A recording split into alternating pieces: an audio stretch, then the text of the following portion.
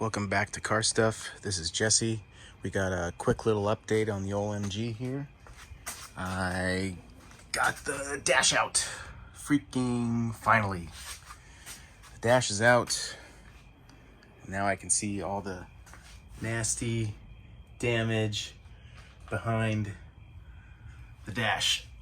So how I did it was, first I got this side out first. There are two screws down there, and then when you open this thing up, there's one screw that'll be up here, and then there's another screw here. Once you get that screw out, this whole thing comes out. Then you can get the actual plate with all the with the speedometer and all that stuff. You have to remove, let's see, this one you have to, there's a one of these chrome dealy bobs that I can't remember the name of, for the ignition. You undo that, and then this thing should pop off. You might have to undo this one.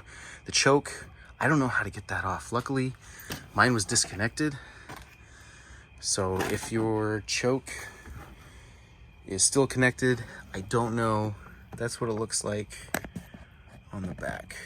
I don't know how to disconnect that, so I probably won't be much help. So then once you get that dashboard off, let's go all the way around.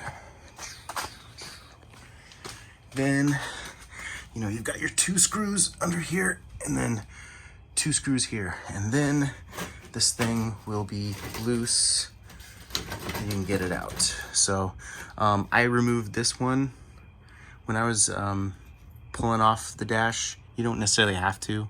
You could leave it connected and just disconnect these. These are all the light, the bulbs. They just pull out. This is the one that you have to remove. But then all the other bulbs and stuff, the connectors, they pretty much pull off. The speedometer cable unscrews.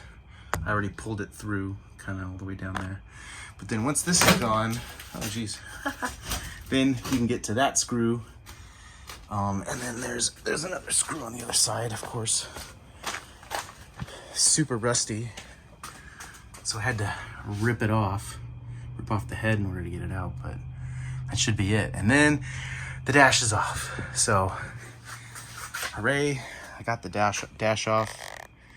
So yeah, that's a quick update from Car Stuff. This is Jesse. Give us a like and subscribe, and we'll see you again later. Bye.